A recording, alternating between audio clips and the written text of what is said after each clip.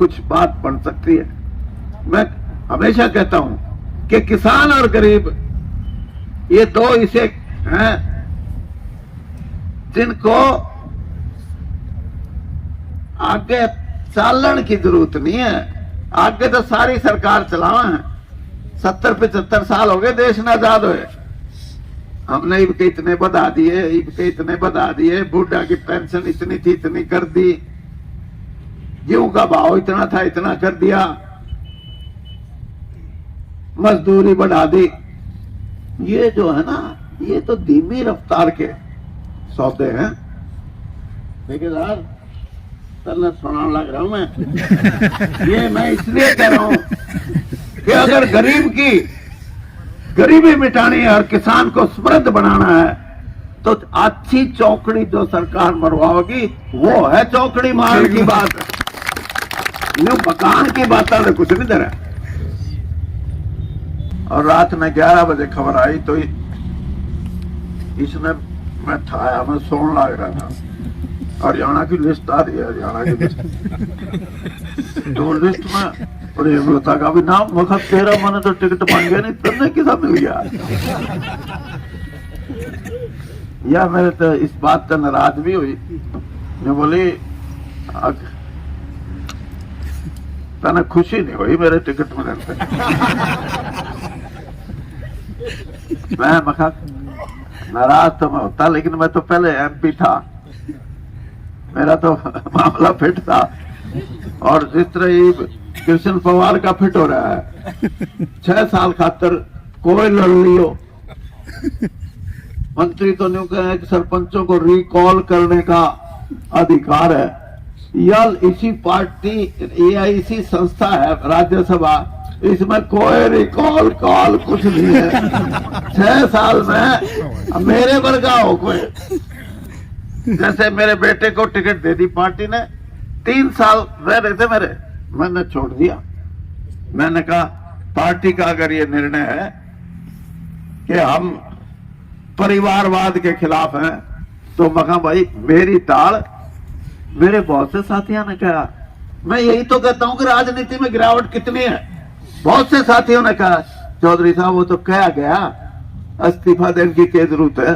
मैं कहा ना, मेरा धर्म यह है कि अगर मैंने प्रधानमंत्री जी को चिट्ठी लिखी है कि अगर मेरा बेटा जो एक सीनियर IAS अफसर है, 21 साल की जिसकी सर्विस है कमिश्नर की, उसको अगर चुनावी मैदान में उतारते हो तो मैं अपने मंत्रिमंडल से भी और राज्यसभा की सदस्यता से दोनों से इस्तीफा दूंगा। और मैंने दिया, बल्कि पार्टी ने 3 महीने रोक के रखा मेरे को। मैं मगर रोको क्यों हो?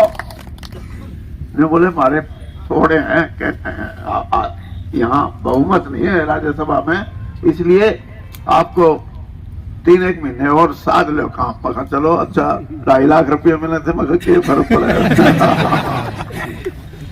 तो मैं आपको सिर्फ इसलिए कह रहा हूं ये बात कि आज आप यहां आए, मेरे को बहुत खुशी है।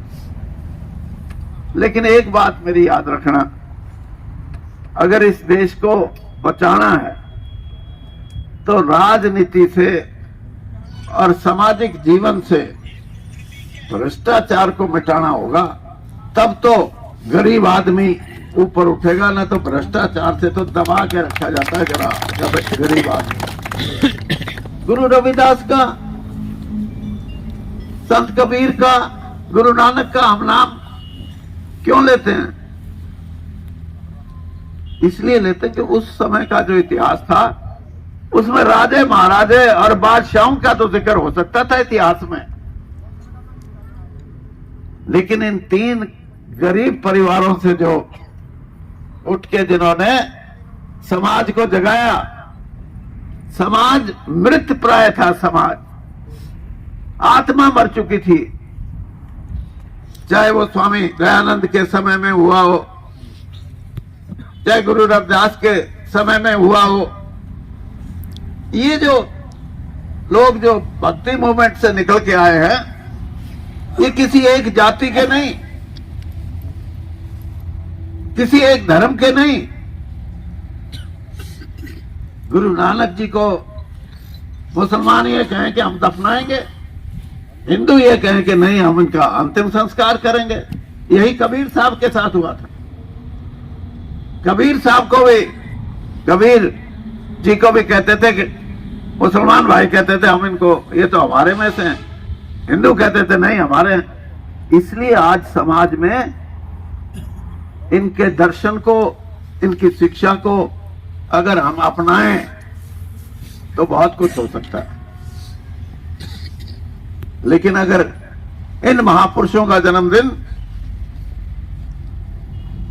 और इनको याद करें और सिर्फ वोट लेने के करें तो मैं नहीं मानता इस बात को। वोट लेना हो तो भाई कुछ ईमानदारी करके दिखाओ, गरीब आदमी की मदद करके दिखाओ, गरीब आदमी को निकाल के दिखाओ गरीबी से, फिर तो ठीक है। मैं इन चीजों का हमेशा इन चीजों पे बात करता हूं। ये जो पवार जी कह रहे थे इनको 5 करोड़ रुपए साल का मिलता है, ये किसी भी संस्था को दे देते हैं। ये अधिकार है एमपी का। संस्थाएं मांगती क्यों हैं? मैंने तो ऐसी संस्थाएं भी देखी हैं। महाराजा अग्रसेन के नाम से मेडिकल कॉलेज और मेडिकल यूनिवर्सिटी बहादुरगढ़ में बनाने की बात आई।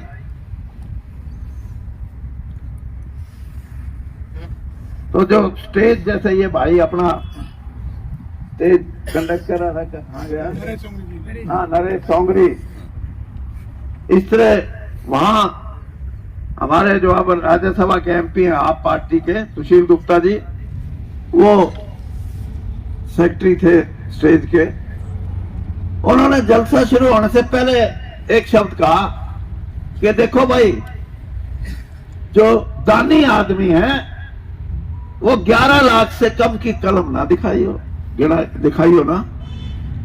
अरूर अपने को 11 दे दो तो 11 लाख इतने का तो ब्योंते नहीं था। क्या तो ठगी कर रखी होगी, क्या फलाना कर रखा होगा। यानी 11 को दे दे गलती तय तो उस पर लांछन लगाएंगे कि इसका तो ब्योंते नहीं, और वो लोग 11 तक कम लिखाना ही नहीं। तो ये सामाजिक जो डिस्पैरिटी जिसको बोलते हैं, समाज के अंदर जो इतना फर्क है गरीब और अमीर का, इसको मिटाने के लिए जब संघर्ष होगा तो गरीब की कुछ बात बन सकती है।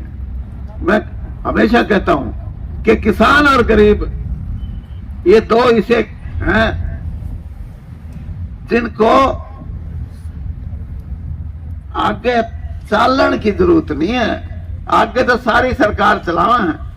70-75 साल हो गए देश में आजाद हुए, हमने इनके इतने बढ़ा दिए, इनके इतने बढ़ा दिए, बूढ़ा की पेंशन इतनी थी इतनी कर दी, गेहूं का भाव इतना था इतना कर दिया,